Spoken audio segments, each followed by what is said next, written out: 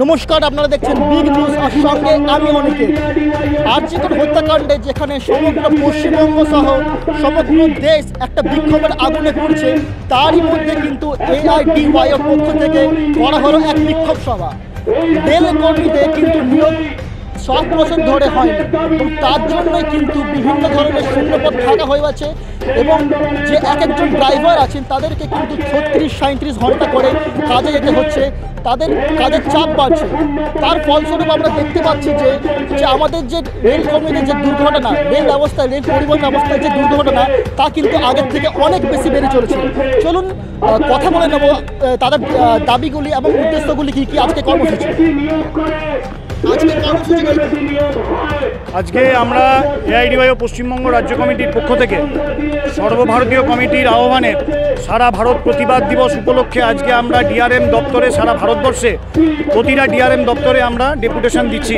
রেলের যে অরাজকতা, আজকে পশ্চিমবঙ্গের 4-5টি জায়গাতে আমরা বডি ডেপুটেশন দিচ্ছি, বাকিগুলো অনলাইনে দেওয়া হচ্ছে। শিলিগুড়ি, মালদা, কলকাতা এবং আসানসোল এবং খড়গপুর আমরা দাবি তুলছি যে আজকে কোভিডের পরে, কোভিড যখন চলছে তখন রেলের যে লোকাল ট্রেনগুলো চলতো সেগুলোকে রিজার্ভেশনের নাম করে, স্পেশাল ট্রেনের নাম করে আজকে ব্যাপক পরিমাণ তখন ভাড়া বাড়িয়ে তারা ট্রেনগুলো চালিয়েছে। কোভিড পিরিয়ড শেষ হয়ে গেছে, আজও সেই একই অবস্থায় চলছে। 2 নম্বর হলো রেলের আজকে 3.5 লক্ষ পদ খালি পড়ে আছে। আজকে সেফটি সিকিউরিটির কথা বলছে, খবরের কাগজেও এসছে। সেফটি সিকিউরিটি আজকে নেই এই কারণ সেখানে রিক্রুটমেন্ট নেই, লোক নেই, অথচ 3.5 লক্ষ পদ খালি পড়ে আছে, কোনো রিক্রুটমেন্ট নেই। আমরা এটা নিয়ে আজকে দাবি করেছি এবং আমাদের প্রতিনিধি দল ডিআরএমের কাছে গেছে। আপনারা শালিমার স্টেশন, সাঁতরাগাছি স্টেশন, হাওড়া স্টেশনে গিয়ে দেখবেন পরিযায়ী শ্রমিকরা, হাজারে হাজারে পরিযায়ী শ্রমিক একটা ট্রেনে উঠছে, যাদের কোনো ভ্যালিড টিকিট নেই, ওখানে দাঁড়িয়ে টিকিট করে দিচ্ছে এবং কাউন্টার থেকে জেনারেল টিকিট কেটে রিজার্ভেশনে উঠছে, কারণ তাদের যেতেই হবে, তাদের যাওয়ার কোনো জায়গা নেই, অথচ ট্রেনে কোনো তাদের সিট প্রোভাইড করতে পারছে না। তার থেকেও বড় আজকে দাঁড়িয়েছে যে এরা, আমরা দাবি করছি যে এরা যে কাজে যাচ্ছে পরিযায়ী শ্রমিকরা, তাদেরকে একটা আনরিজার্ভ ট্রেন তাদের জন্য অ্যালট করা হোক, প্রতিদিন একটা করে, বা সপ্তাহে 2, সপ্তাহে 3টে, যেটাতে তারা একটা কমফোর্টেবল, একটা ভদ্র সুস্থ মানুষের মতো জার্নি করতে পারবে। আজকে একটা অটোমেটিক যে বিভিন্ন ট্রেনগুলোতে এবং রেলওয়ে সিস্টেমের মধ্যে যে এই যে অ্যাক্সিডেন্ট অ্যালার্ট যে সিস্টেম, এই সিস্টেম বিদেশে আছে, তারা আজকে এই সিস্টেম চালু করুক, তাহলে অ্যাক্সিডেন্টকে আটকানো যাবে। এবং এখানে ঠিক জায়গায় যদি রিক্রুটমেন্ট না থাকে তাহলে কিন্তু আটকানো যাচ্ছে না, কারণ সেখানে লোক নেই। এটা আগেও বললাম, আমরা এই দাবিগুলো তুলেছি। আমরা এর সাথে রেলের যে বিষয়টা ইম্পর্ট্যান্ট, সেটা রেলের সর্বস্তরে তারা আজকে ঠিকা প্রথায় কন্ট্যাক্ট বেসিসে লোক নিচ্ছে। এখানে আমরা কিন্তু যারা বাকি আন্দোলনকারীরা আছে, যারা এই সভার মধ্যে উপস্থিত, তাদের সাথে আমরা কিছু কথা বলে নেওয়ার চেষ্টা করব এবং তাদের কিছু প্রশ্নের উত্তর কিন্তু খোলার চেষ্টা করব। চলুন তাদের সাথে কিছু কথা বলে নেওয়া যাক। আচ্ছা, এই যে রেলের যে দুর্ঘটনাগুলি হচ্ছে, এগুলি ক্রমশ কিন্তু বেড়েই চলেছে, এই বিষয়ে আপনার কি বক্তব্য? আমাদের এই বাড়াটা যেটা পড়ছে, এটা না বাড়ার জন্য চেষ্টা আপনারা করুন। যে ক্ষতি খারাপ যা হচ্ছে, রেল একটু 2-1টা রেল বাড়ান, না বাড়ালে হচ্ছে না। হ্যাঁ, এই যে লোক যে ক্ষতিগুলো হচ্ছে, মানে যে মারা যাচ্ছে, এই মারা যাওয়ার থেকে আপনারা একটু সুযোগ সুবিধা দেওয়ার জন্য চেষ্টা মনে করুন। 2-4টা রেল যদি বাড়ান যায় তাহলে সুবিধা হয় সবারকে। আপনারা দেখতে পাচ্ছেন এখানে যে আমরা বর্তমানে দেখতে পাচ্ছি পরপর এতগুলি রেল দুর্ঘটনা ঘটে গিয়েছে, সেখানে কিন্তু সরকারের কি কোনো গাফিলতি আপনারা দেখতে পাচ্ছেন? সরকারের এখানে গাফিলতি আমাদের বহু বছর ধরেই আছে, এখনও আছে, বর্তমানেও আমরা সেটাও দেখছি যে দিনের পর দিন কীভাবে আমাদের নিরীহভাবে মানুষ মারা যাচ্ছে রেল দুর্ঘটনায়, কীভাবে আমাদের দুর্ঘটনা ঘটছে, প্রতিনিয়ত দুর্ঘটনা ঘটতেই থাকছে, আমরা দেখছি চোখের সামনে। তার মধ্যে রেলের যে এত নিয়োগ হচ্ছে না এক ফোঁটাও, যে এত খালি পদ, 3.5 লক্ষ খালি পদ যে করে রেখে দিয়েছে, একটাও নিয়োগের দাবি নিচ্ছেই না। তার সঙ্গে সঙ্গে আমাদের রেলের সুব্যবস্থাও আমাদের কাছে দিনের পর দিন কমতে থাকছে, যেখানে আমাদের রেলের ব্যবস্থা কিনা আগে ভালো ছিল, এখন এই দিনের পর দিন খারাপ হতেই চলছে, আর দুর্ঘটনা দিনের পর দিন বাড়তেই থাকছে। আপনারাও দেখছেন, আমরাও দেখছি, সাধারণ মানুষদের কীভাবে এটা অসুবিধায় পড়তে থাকছে, এটাই আমার বলার। যেমনটা আপনারা শুনে নিলেন যে সাধারণ মানুষ যারা এইখানে আন্দোলনকারী আছেন, যারা এই সভার মধ্যে উপস্থিত, তারা কিন্তু এটা বলে থাকছেন যে সরকারের কিন্তু গাফিলতি একটা আছে। এবং এর সঙ্গে আমরা কিন্তু আরও বাকি যে মানুষরা আছেন তাদের কিছু বক্তব্য শুনে নেব। আচ্ছা, আমাদের যে এই দুর্ঘটনাগুলি হচ্ছে সেগুলোতে আপনার কি বক্তব্য? আমার একটাই বক্তব্য যে বিচার হোক, যে নারী আমাদের ঘরে মা বোন যারা আছে তারা যেন সতর্ক হয়ে থাকুক। ঠিক আছে, আপনারা তো সবই দেখছেন, আপনারা সবই বুঝতে পারছেন যা আমাদের পরিস্থিতি হয়ে গেছে, ঘরে মা বোনেদের যা অবস্থা হচ্ছে, এতে আমরা চাই অনিবার্য ভালো করে যেন একটা বিচার হোক, আরজি করে যে ব্যাপারটা নিয়ে যেন বিচারটা হোক।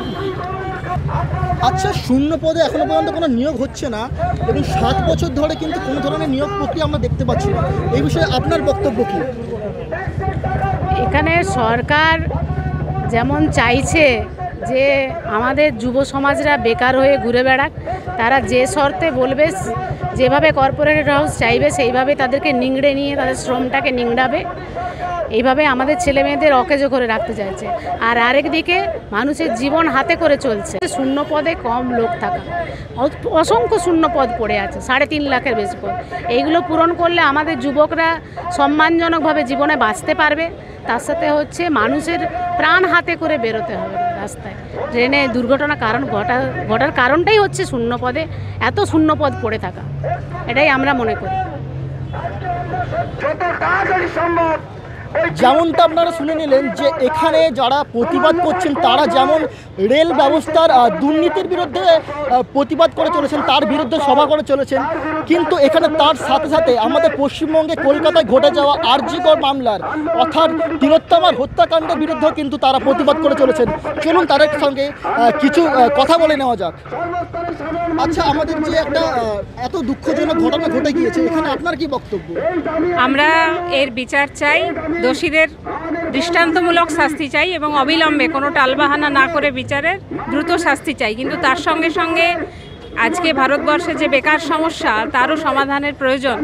আজকে এই রেলে প্রায় 3.5 লক্ষ পদ খালি, এটার প্রতিবাদে আমরা অবিলম্বে নিয়োগ হোক এবং রেলে যেভাবে দুর্ঘটনা ঘটছে, প্রচুর পরিযায়ী শ্রমিক যারা বিভিন্ন রাজ্যে কাজ করতে যায় তাদের পরিবার প্রতিপালনের জন্য, সেখানেও গিয়ে তারা এই যে টিকিট কনফার্ম না হলে তার অ্যাক্সিডেন্ট হলেও তারা ক্ষতিপূরণ পাচ্ছে না, ঘোষণা হলেও সেই টিকিট যদি কনফার্ম না হয় তারা যাচ্ছে বাধ্য তাদের জীবনের ঝুঁকি নিয়ে, কিন্তু সেই ডেড বডিগুলো পুড়িয়ে দেওয়া হচ্ছে, পরিচয়ও সবাই জানছে না এবং তারা ক্ষতিপূরণও পাচ্ছে না। এইরকম একটা অবস্থায় আমরা চাইছি রেলের জেনারেল বগি বাড়ানো হোক এবং যে কনসেশন দেওয়া হতো সিনিয়র সিটিজেন সহ 4 ধরনের, সেই কনসেশনও ব্যবস্থা চালু করা হোক, এটা বন্ধ করে দেওয়া হচ্ছিল।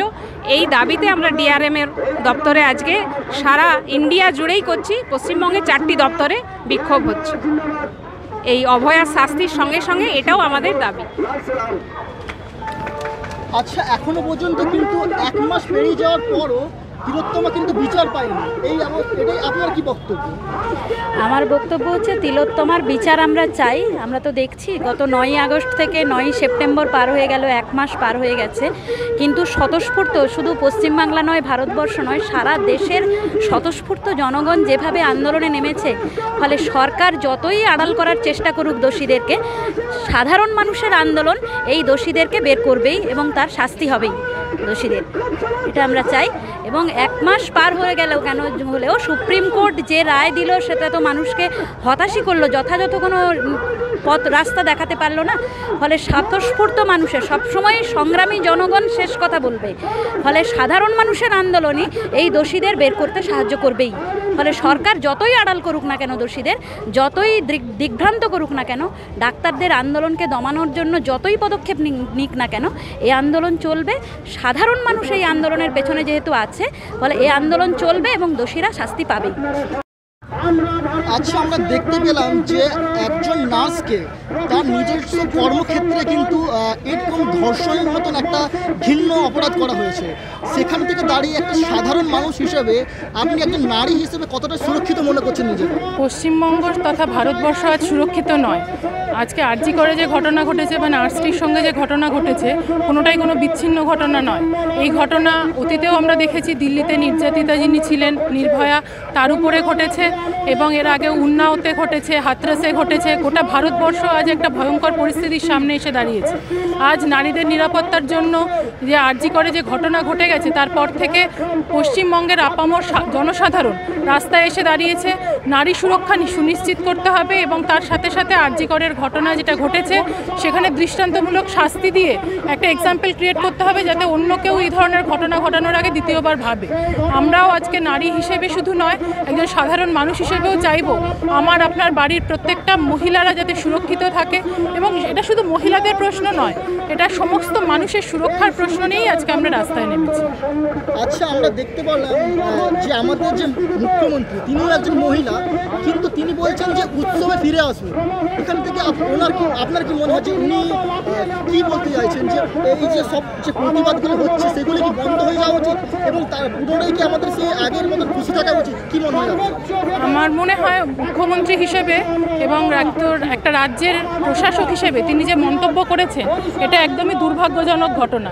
সারা পশ্চিমবঙ্গের মানুষ যখন নির্যাতিতার বিচারের দাবিতে পথে নেমেছে, তারা যখন উৎসব থেকে মুখ ফিরিয়ে নিয়েছেন, তিনি তখন সেই যে ঘটনাটা ঘটেছে সেই ঘটনা থেকে মানুষের দৃষ্টি সরিয়ে নেওয়ার জন্য এবং এই ঘটনাটাকে ধামাচাপা দেওয়ার জন্যই মানুষকে উৎসবে ফেরার আহ্বান জানিয়েছেন।